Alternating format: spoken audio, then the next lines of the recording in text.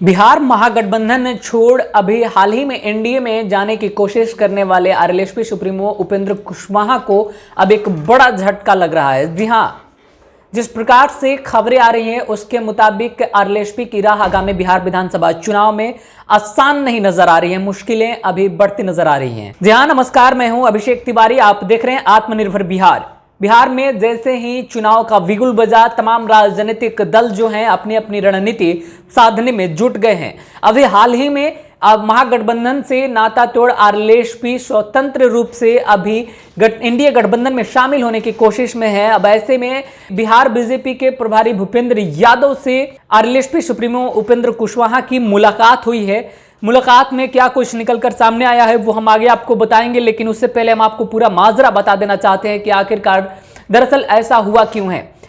महागठबंधन में भाव न मिलने से नाराज उपेंद्र कुशवाहा ने महागठबंधन को ही छोड़ दिया। माझी जैसा हश्र उपेंद्र कुशवाहा पहले ही भांप चुके थे और उसी का नतीजा हुआ कि महागठबंधन इन्हें छोड़ना पड़ा। साथ ही साथ अब उपेंद्र कुशवाहा के जो भी सहयोगी हैं वो लगातार यह बयान दे रहे हैं कि हम तेजस्वी प्रसाद यादव के चेहरे पर आगामी बिहार विधानसभा चुनाव नहीं लड़ना चाहते थे। असली वजह यही थी और हमारी जो बातें हैं वो महागठबंधन में नहीं मानी जा रही थी। तेजस्वी प्रसाद यादव खुद अनदेखा कर रहे थे, नजरअंदाज कर रहे थे। इसी बात से नाराज आरएलएसपी ने महागठबंधन को ही छोड़ दिया है। अब कयास ये लगाए जा रहे थे, तरह तरह की खबरें भी आ रही थी कि उपेंद्र कुशवाहा लगातार बीजेपी के कदावर नेताओं के संपर्क में हैं और ऐसे में माना यह जा रहा था कि कभी भी वो एनडीए के घटक दल हो सकते हैं। लेकिन अब एक खबर यह आ रही है कि भूपेंद्र यादव से मुलाकात के बाद उपेंद्र कुशवाहा की राह अब भी आसान नहीं नजर आ रही है। अभी मुश्किलें काफी बढ़ी हुई हैं क्योंकि बीजेपी यानी एनडीए घटक दल होने के नाते बीजेपी अपने तरफ से महज पांच सीटें ही देने का वादा कर रही है। अब ऐसे में 5 सीटों पर आरएलएसपी समझौता नहीं करनी चाहती है, तो इसलिए एनडीए गठबंधन में साथ जाकर आगामी बिहार विधानसभा चुनाव में ताल ठोकना अब आरएलएसपी उपेंद्र कुशवाहा के लिए और भी मुश्किल होता नजर आ रहा है। देखने वाली बात है कि क्या आगे एनडीए के घटक दल उपेंद्र कुशवाहा बन पाते हैं या नहीं, या फिर अटकलें यह भी लगाई जा रही हैं कि चिराग पासवान अगर एनडीए छोड़कर बाहर आते हैं तो चिराग पासवान के साथ उपेंद्र कुशवाहा जाकर के थर्ड फ्रंट की अगुवाई कर सकते हैं, यानी थर्ड फ्रंट बिहार में बना सकते हैं। ऐसे में अभी तमाम अटकलें इस ओर इशारा कर रही हैं कि उपेंद्र कुशवाहा यानी आरएलएसपी के लिए आगामी बिहार विधानसभा चुनाव जो है वो काफी मुश्किल है, क्योंकि चुनाव अब काफी नजदीक है, सर पर है।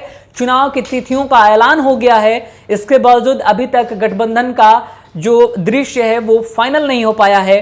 सीट बंटवारे को लेकर बातचीत नहीं बन पाई है। अब ऐसे में क्षेत्रों को लेकर, मनपसंद टिकटों को लेकर आगे उलझने और बढ़ती ही नजर आ रही हैं। अब ऐसे में सवाल यह बनता है कि इतने सारे सवालों के साथ क्या आरएलएसपी एनडीए के घटक दल बन जाएगी या नहीं बनेगी। या आगामी बिहार विधानसभा चुनाव जैसे जैसे करीब आएंगे, जैसे जैसे गठबंधन के पोल खुलेंगे, पत्ते साफ हो जाएंगे। लेकिन फिलहाल आरएलएसपी की राह और भी मुश्किल नजर आ रही है। आरएलएसपी अब तो ऐसा ही कहा जा सकता है, कहावत है ना घर का रहा ना घाट का, तो वही हाल अब उपेंद्र कुशवाहा का हो गया है। महागठबंधन में तरजीह न मिलने से नाराज उपेंद्र कुशवाहा ने महागठबंधन को भी बाय बाय बोल दिया है। साथ ही एनडीए में भी अब तक एंट्री को लेकर के कुछ भी साफ नहीं हो पाया है। देखने वाली बात है उपेंद्र कुशवाहा क्या कोई नया दांव खेलेंगे, कोई नया स्टैंड लेंगे, कोई नई रणनीति बनाकर आगामी बिहार विधानसभा चुनाव में पदार्पण करेंगे, ताल ठोकेंगे, या फिर एनडीए के साथ चुपचाप समझौता करके बिहार विधानसभा चुनाव एनडीए के साथ ही लड़ेंगे। या आगामी बिहार विधानसभा चुनाव के मद्देनजर तमाम चीजों से जैसे ही कोई अपडेट हम तक आएगी हम जरूर लेकर आप तक पहुंचेंगे। फिलहाल इस खबर में इतना ही। आगे की खबरों के लिए बने रहे आत्मनिर्भर बिहार पर। नमस्कार।